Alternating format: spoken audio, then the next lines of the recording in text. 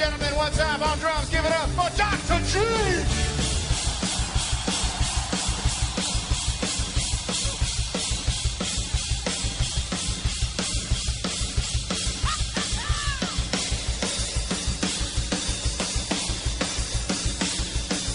There are few people that have made as big an impact on the music landscape as Dave Grohl. Versatile, enduring, charismatic, he's a drummer, guitarist, vocalist, actor, filmmaker, and so much more. In this video, we're going to analyze his drumming style and technique with the help of Emma from Sounds Like Emma, a fantastic drummer and content creator. You can find links to her social accounts in the description. She'll be popping in with some hands-on demonstrations of Grohl's technique.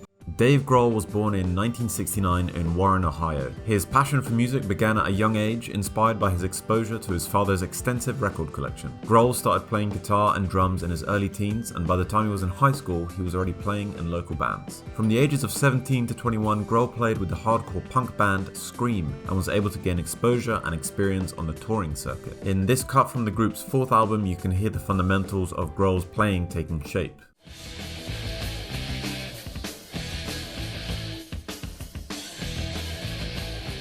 Grohl's big break came in 1990 when he joined Nirvana as the band's drummer, replacing Chad Channing. Nirvana, led by Kurt Cobain, was at the forefront of the grunge movement after their debut release Bleach in 1989. It was their second album, Nevermind, released in 1991, that catapulted them to international fame. Grohl's powerful drumming contributed significantly to the band's distinctive sound, characterized by its raw energy and intensity.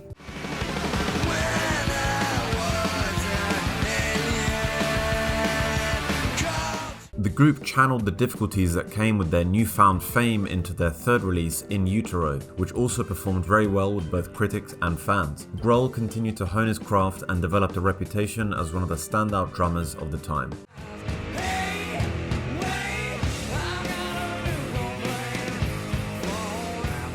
After Cobain's untimely death in 1994, the band broke up, leaving Grohl at a crossroads in his career as he grappled with grief and uncertainty. In a remarkable display of resilience, he retreated to a studio and recorded a collection of songs he had written during his time with Nirvana. Adopting the moniker Foo Fighters, Grohl played every instrument on the self-titled debut album released in 1995.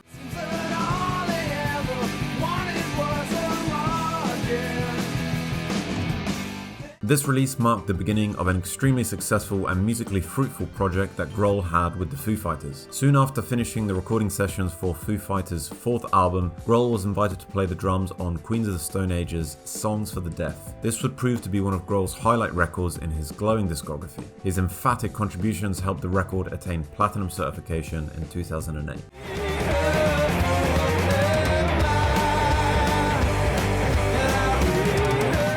Just to give you an idea of his extensive influence, there was a period from late 2002 to early 2003 when Grohl was in the #1 spot on the modern rock charts as a member of 3 different groups. Another notable project was his involvement in the supergroup Them Crooked Vultures with Led Zeppelin's John Paul Jones on bass, Queens of the Stone Age's Josh Homme on lead vocals and guitar, and Grohl on drums.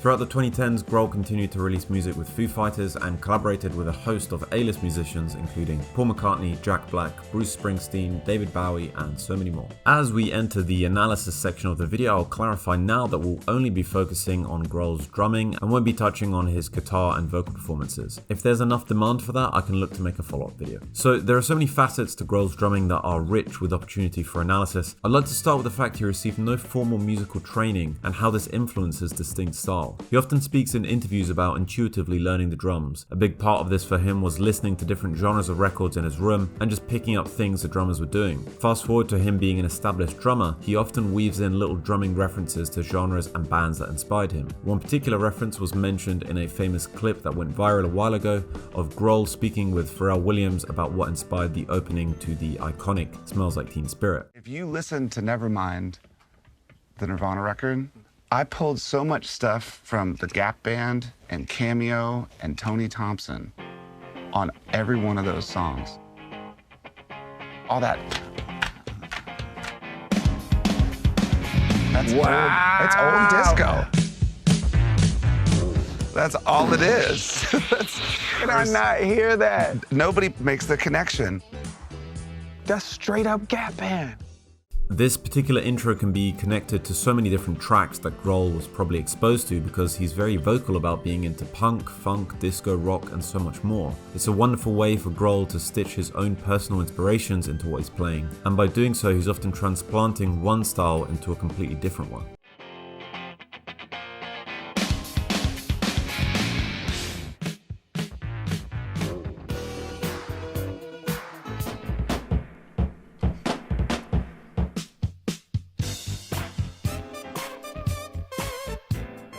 So to further emphasise this point, I'm going to play the intro to Smells Like Teen Spirit and then Burn Rubber on Me by the Gap Band.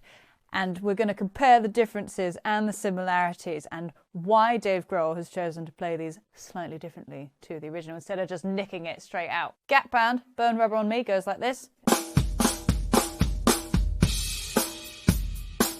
And Smells Like Teen Spirit goes like this. You might say, there's an awful lot that's different about this, and you're right. But first of all, let's start with the similarities. As was mentioned in the previous clip, if you saw that, it starts with flams on what we call the quarter notes, or the downbeat, the thing that is really clearly where time is at. It's telling the audience, the listener, where the beat is, where you should be dancing, what you're being set up for, basically. Also, flams, if you're curious, are just two notes played very close to one another, and they create this slightly delayed sound. Sounds really cool. We use them in drumming all the time. So as I said, that's kind of where the similarities end. There's 4 flams. That's about it. But in the Gap Band version, what they're doing is a flam and then a bass drum in between. So you get 1 and 2 and 3 and 4. Now, in Smells Like Teen Spirit, he's playing a 16th note pattern. So he's playing 1 E and a. 3 E and a 4 and. And the effect that this has is that it's so much busier and much more intense. It's also helped by the fact that Dave Grohl is really putting a lot of energy and oomph into it. But we're going to get into that a little bit later down the line. The extra busyness in this intro fill really helps to add to the intensity of the song, and that is exactly what you want in a rock song. And this shows from Dave Grohl what we call stylistic awareness. All that really means is understanding what a piece of music needs. If you're playing jazz, for example, you know that you probably need to play something light,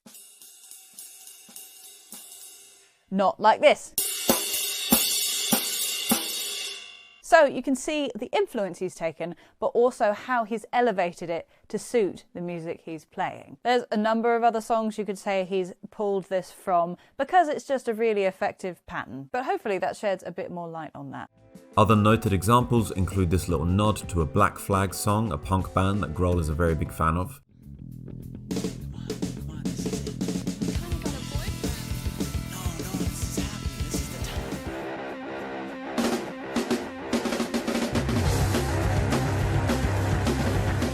And lastly, with the Foo Fighters, the similarities between their hit My Hero and Melvin's Night Goat.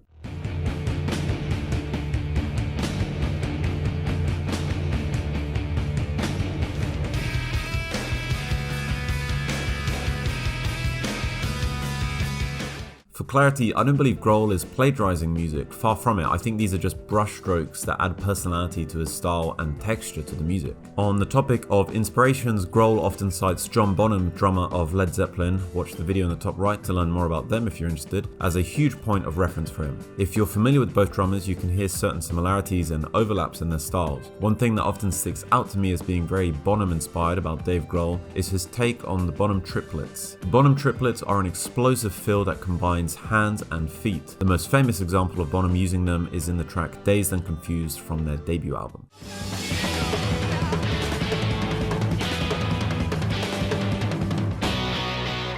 Grohl often deploys his own variations on the triplets with some slight tweaks. We can hear 2 different instances in these 2 tracks.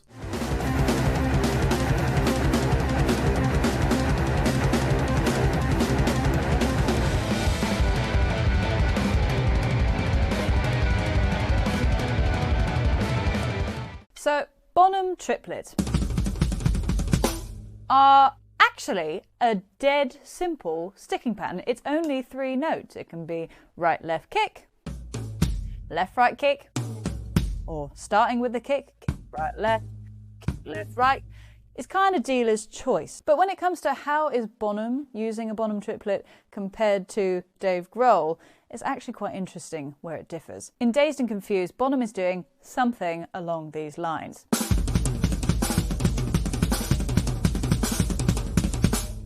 We got all sorts of cool stuff going on in here. Crossing over, it just sounds huge. But what he's doing, on a more technical front, is hitting the snare drum on the downbeat, on the 1, so everyone knows where they are. 1, 1, 1, 1. Which makes it a lot easier to follow. Now, you can see a really cool example of how Dave Grohl uses Bonham triplets differently to Bonham himself in Song for the Dead by Queens of the Stone Age, and it goes a little something like this. 3, 4.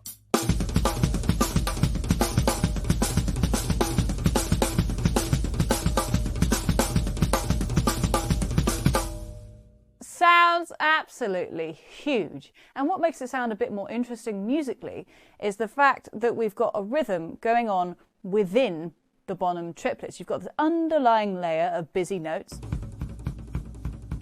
but you've also got 1. Not only have you got the intensity of Bonham triplets, you've got an interesting rhythm happening at the same time that isn't just the downbeat on the 1 like Bonham was doing. So you've got Bonham, then Dave Grohl.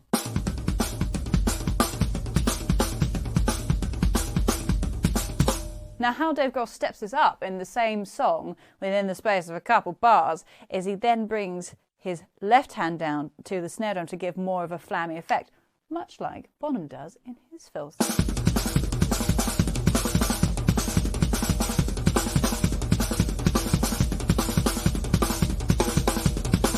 It also adds a really nice development in intensity because it starts like this.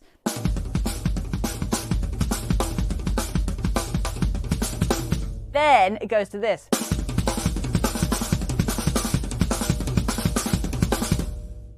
Oh, so cool. Now, there's another kind of offshoot example for this too. It's less closely related to Bonham triplets because it's not a triplet and it's not a group of 3, it's actually a group of 4. And this other example comes from these Crooked Vultures songs, No One Loves Me and Neither Do I.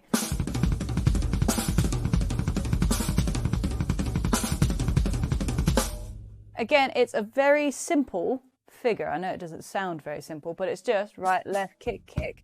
16th notes, 1 beat and a 2 beat and a 4 beat and a, played between the snare drum and the toms. 1, 2, 3, 4.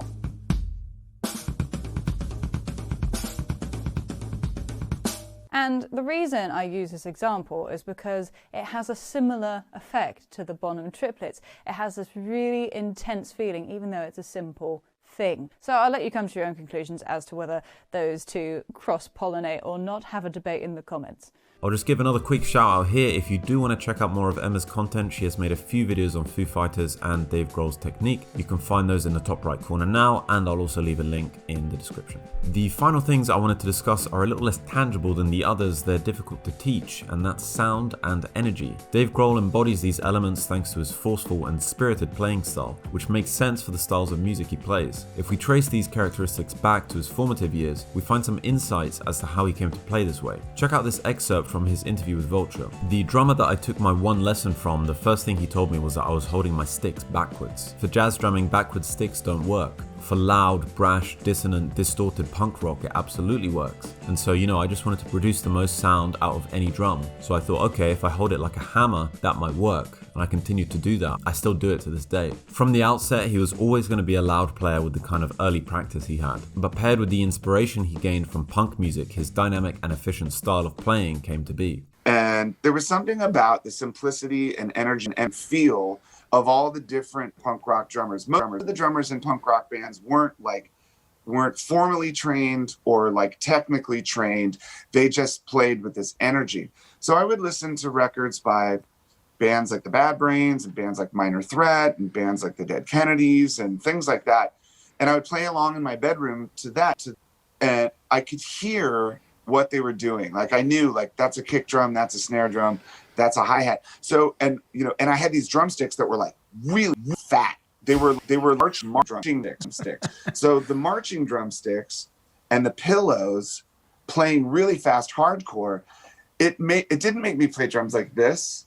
I was like, so when I finally got on a real drum set, I just broke everything. I broke the cymbal, broke the kick drum pedal. I broke and that's how I learned how to play the drum. One track that captures the simplicity and energy that Grohl talks about is Drain You from Nevermind. It's a relatively straightforward beat, but it needs to be played with the appropriate intensity to make the track work.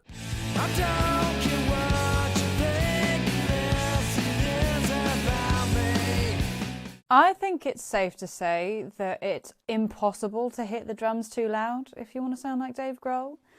Let's take Drain You by Nirvana, and I'm going to play it first of all in a delicate, soft way, and then I'm going to play it how it should be played, and we're going to notice the difference. 1, 2, 3, 4.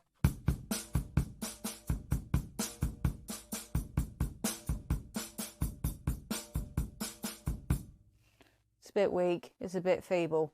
Doesn't really suit the style. Again, this harks back to what I was saying earlier about stylistic awareness. Now, Dave Grohl would play it something like this. 3, 4.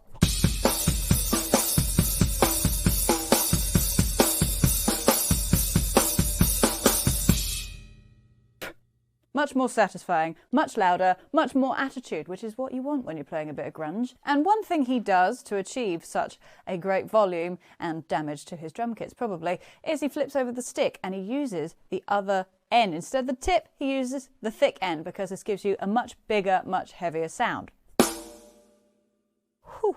So let's hear that again because that sounded absolutely great. 1, 2, 3.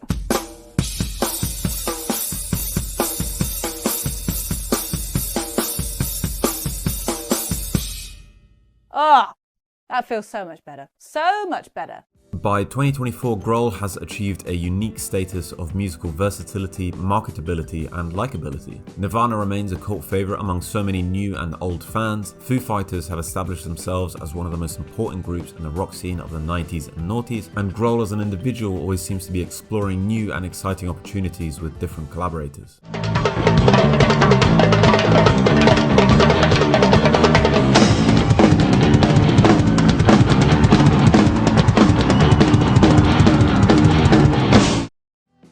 Thanks so much for making it to the end of the video, and to Emma for agreeing to be a part of it. Don't forget to check out all of her links in the description. Please do let me know what you think of Dave Grohl, and be sure to like and subscribe if you enjoyed the content. Thank you.